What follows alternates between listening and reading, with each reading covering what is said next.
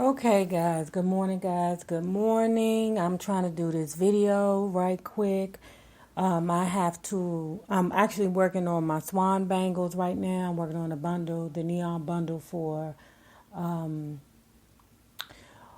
of my naysayers. So if you see that pretty little box, please hit the links below if you're interested in them.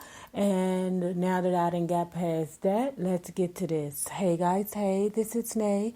Follow me on IG, Periscope, Twitter, Spreaker, and support me on Patreon at NayRob on YouTube.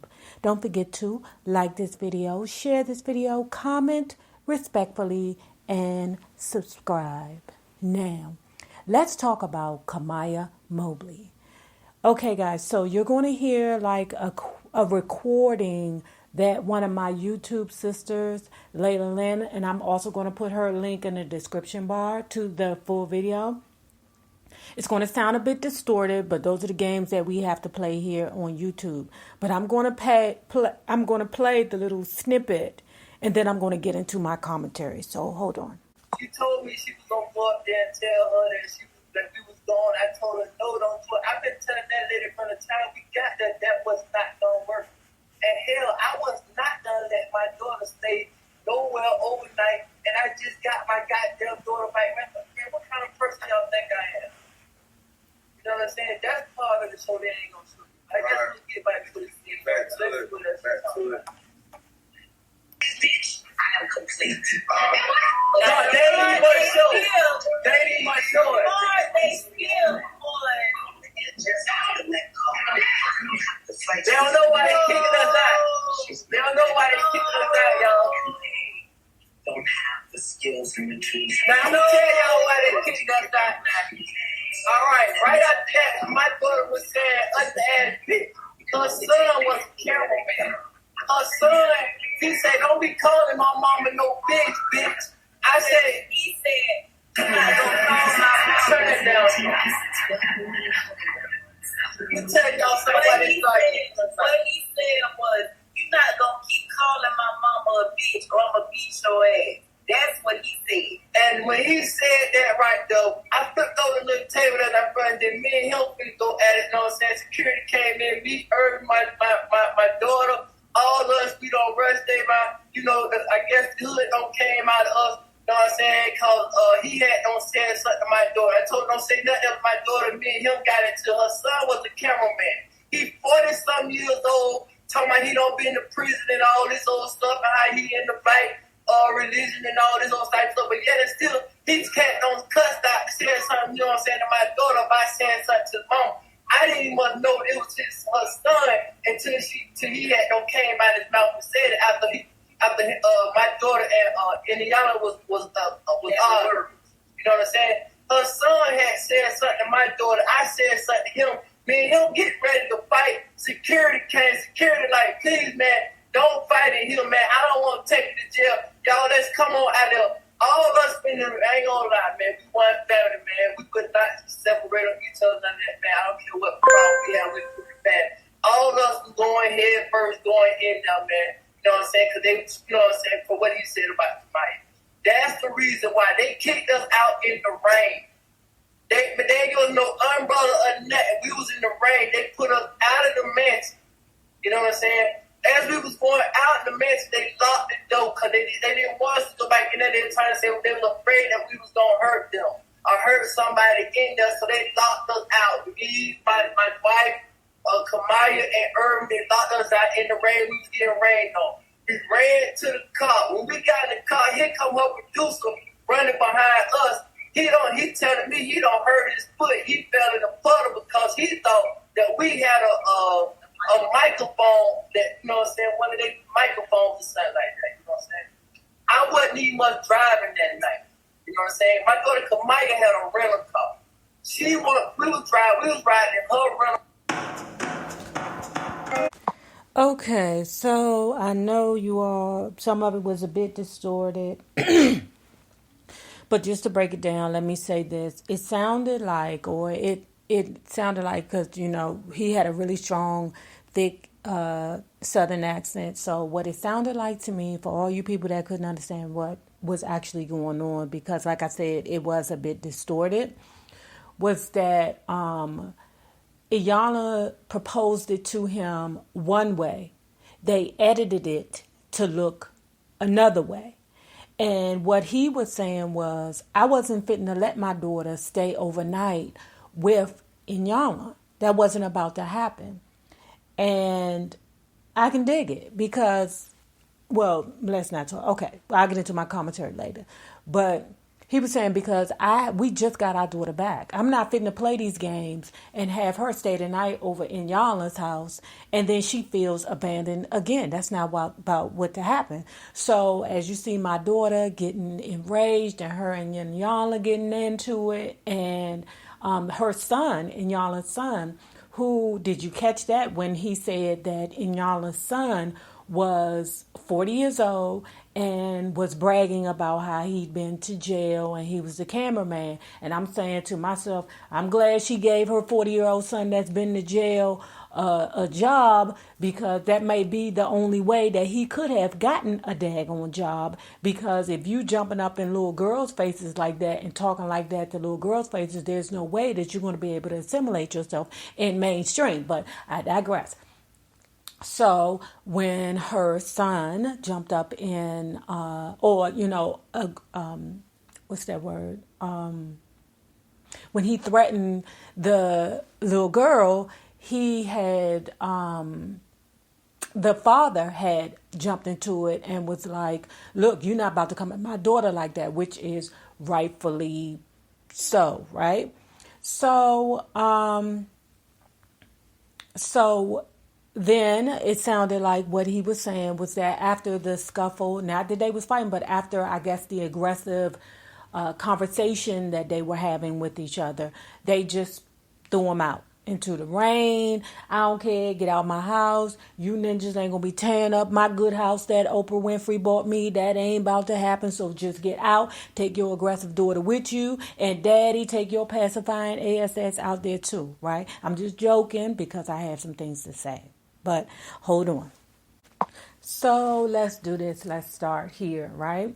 Okay, I've been heard about the young lady. I felt sorry for the young lady, and I said to myself, oh my God, that has got to be a terrible situation to be in, to be kidnapped at birth and be given a wonderful life by somebody who provided a life for her, and who was able to provide a good life for her. And then all of a sudden you find out that the woman that you loved, that raised you, had kidnapped you at birth. And then now you got this family that's obviously different. Let me say that. That is absolutely different. And now you're being thrusted into accepting this family to be your family. Like you're battling with the emotion of, okay, this is my real family, but I like my mother, but I love how it was going. Like that has got to be like, man, I couldn't be in a little girl's shoes. So if she mixed up, I get it. You know, I'm not mad at the little girl. I'm not even mad at the little girl for lashing out. Real talk, I'm not. Because I'm going to say this about Iyanla. And any of my people that know me and how I feel about her, Iyanla then rubbed me the wrong way ever since she had Maia Campbell on Fix My Life. When she was biased when it came time to approach Maia Campbell's real issues, she was biased towards that woman because BB, Maia Campbell's real mother or biological mother, why am I saying? Because, that's not her issue. But when Maia Campbell's mother and Iyanla were friends, they were like these. So Iyanla was coming at Maia in a very negative way in regards to stop blaming your mother for your issues. It's not your mother's fault. It's your fault. And then on top of that, when Iyanla came at Maia, I was like, wait a minute. She don't know that Maia is bipolar schizophrenic. This bitch is not credentialed to be able to handle this situation right here. She's not appropriately credentials for that. And I just would love to know Iyanla's credentialing, right? But anyway, let's move on with what's her name? Kimora or Kimari, baby girl, little girl, whoever. So, when she came on the show, you could tell that the little girl was a typical teenagers. Teenagers don't like dealing with all that emotion. They're already like very fragile people anyway, because anything can make them cry, and they're just different. They're trying not to be embarrassed. That's what teenagers are worried about, being embarrassed. But let's keep it real. Kimora called. Am I calling the little girl right? Hold on, y'all. Kamiyah. Kamiyah called Iyanla so she can get a check. Let's just keep it real. She got to live. Her real mama is locked up. She probably ain't got no real job nowhere. She's trying to figure life out right now. She's just trying to get herself together. And she called Iyanla for a check. Like so many other stars or reality stars do. When the money is low, guess what I'm going to do? I'm going to call Iyanla because Iyanla got to hook up with that Oprah money. And I'm going to go on a show. The husband's going to get on my goddamn nerves with some of the stuff she say. But it don't matter because I'm still going to get that check. So it was obvious that the young lady went on a show with her guards totally up. Now, the messed up part about the situation was that the young lady had all intentions of going on the show with her mother. Now, her mother had her at 16, so if she was 19, her mother was 35 at the time.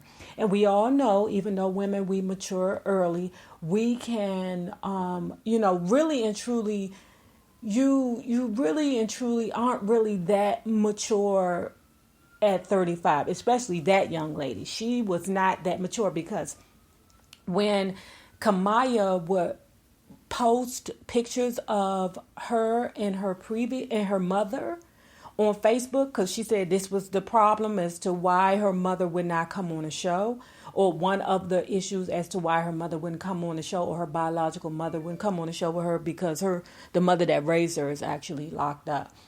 She said that she would post pictures of her and her mother that raised her on Facebook, and her biological mother would get mad. That's the immaturity part that I wasn't digging, and unfortunately what happens is we all don't mature at the same time, in the same way. That showed extreme maturity on her biological, extreme immaturity on her biological mother's part. So anyway, Kamiyah wanted her mother to come on the show with her. It didn't end up like that. And it seemed like Kamiyah it was one-on-one with her and Iyanla. And Iyanla put her in uncomfortable situations, putting her in a room, talking about you're in a room now, covering her up in a blanket. Me, as a 47-year-old woman, if that woman would have did that shit to me, I'd have been like, bitch, what is you doing here?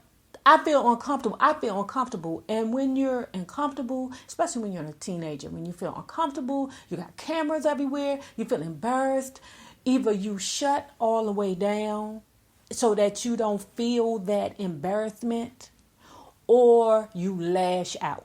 It's one of two ways, because I can feel that the little girl felt like what you're trying to do is embarrass me now, because I'm feeling uncomfortable with all of this. Now, I'm being calm because I'm going to get this check, okay? I'm being calm because I'm going to get this check, but you're putting me in a situation where I feel embarrassed. And I felt embarrassed for the little girl. I felt uncomfortable with the little girl. And, I always say, and y'all is always hollering, not on my watch, yelling at people's faces. Somebody please put below what the bitch's credentialing is. And then she got that damn, what's her name? Monique. Yes, beloved. Yes, my love. You are, shut up, bitch. Just shut the frick up. I can't stand her. Hold on, I gotta take a pause. Okay, so let's get into this, right?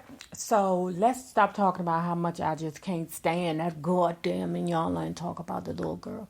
So it was clear to me that the little girl was exploding because she's not balanced.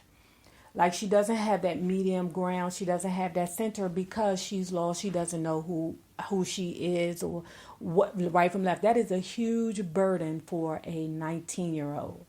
But the pressure that Iyanla was trying to put on her in those, I don't know how long it took, hour, maybe all day, whatever, was absolutely astronomical. She was very aggressive with her tactics. It seemed like she wanted to turn the child against her parents, against her real, against her biological parents, and then against her her mom, the woman that raised her. It was very, very all over the place. It was confusing. That's why I'm saying, what the fuck is Iyanla's credentialing? Because what is this? Oh, like, and then when the father was speaking to Iyanla,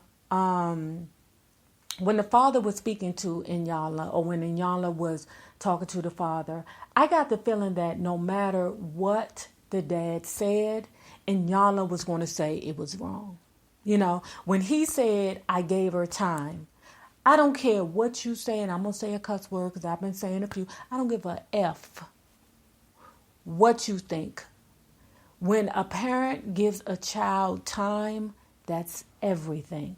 And this had to go, that's not what she needs. Well, what does she need, Iyanla, since you know everything? Since you, the Almighty, fixed everybody's life in the entire universe except for your son's life, who's 40 years old, yelling in a little girl face, who's been locked up before, who's now your cameraman because he can't get a job nowhere else. What is the answer, Iyanla? But y'all, I think, okay, let me get it back to the little girl.